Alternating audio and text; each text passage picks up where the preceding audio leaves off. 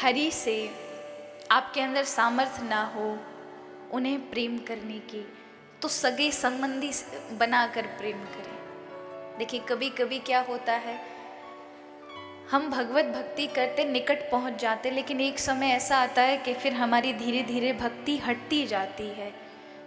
तो फिर कलयुग में बड़े बड़े सुंदर सुंदर भक्त हुए जिन्होंने भगवान के साथ संबंध रखकर भगवान को प्राप्त किया, जैसे बाई मीराबाई जिन्होंने प्रियतम का संबंध रखा।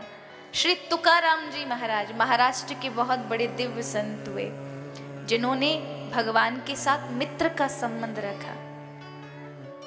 अब आपके ऊपर है कि आपको जिस संबंध का भाव लगे, बेटे का संबंध तो ठाकुर से, श्री राम जी को बेटा बना लीजिए, कन्हैया जी को बेटा बना लीजिए।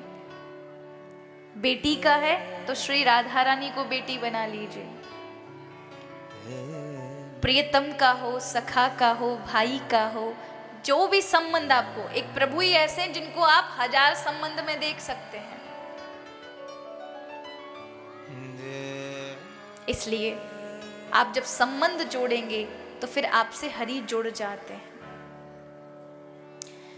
अगर आपने जब तक संबंध नहीं बनाया प्रभु के साथ, तो याद रखिएगा फिर सबके लिए भगवान समान हैं, सबके कर्मों का लेखा जोखा देने के लिए, परिणाम देने के लिए तैयार हैं। लेकिन जब आप संबंध बना लेते हैं तो आपके दुख उनके दुख हो जाते हैं, आपके कष्ट उनके कष्ट हो जाते हैं। फिर क्यों भक्तों के लिए भगवान कभी माली बनकर आ रहे हैं, कभी कुछ बनकर आ रहे हैं, कभी बेटा बनकर आ रहे हैं। और इसी कलयुग के अंदर परमात्मा ने 1414 में एक बहुत बड़े भक्त हुए गुजरात के नरसिंह जी, उनके बेटे बन करके उनके घर उनकी बेटी का भात भरा।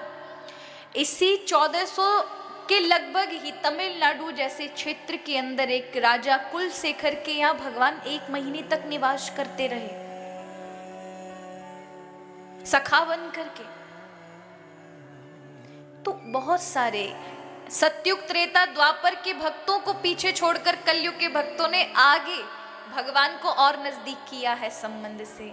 इसलिए आप भगवान से जितना अच्छा संबंध जोड़ेंगे आप उतने बहुत नजदीक चले जाएंगे और ज्यादा अत्यधिक प्रेम के काबिल बन जाएंगे। ऐसे समझें, गांव में तो हमारे संबंध होते हैं, और उदाहरण में अगर समझाऊं तो प्रतिदिन अखबारों में खबर आती है, या टीवी पर आप रात दिन देखते हैं, ये मर गया, ये मर गया, ये मर गया। आती है कि नहीं आती?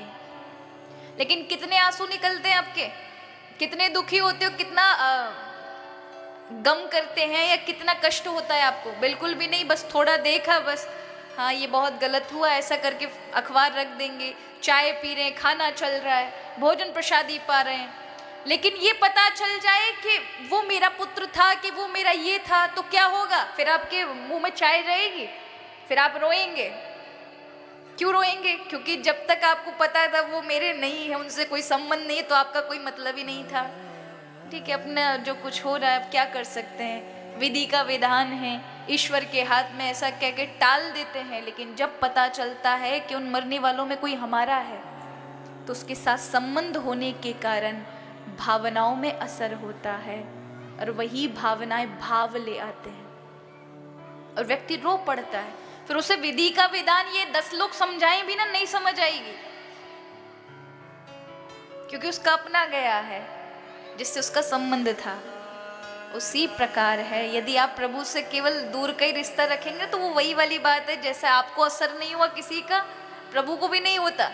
लेकिन जब आप संबंध जोड़ लेते हैं, आप ही मेरे हैं, सखा हैं, मित्र हैं, साथी हैं, माता पिता हैं, आपके अलावा किससे कहूँ, तो फिर संबंध जुड़ जाता है।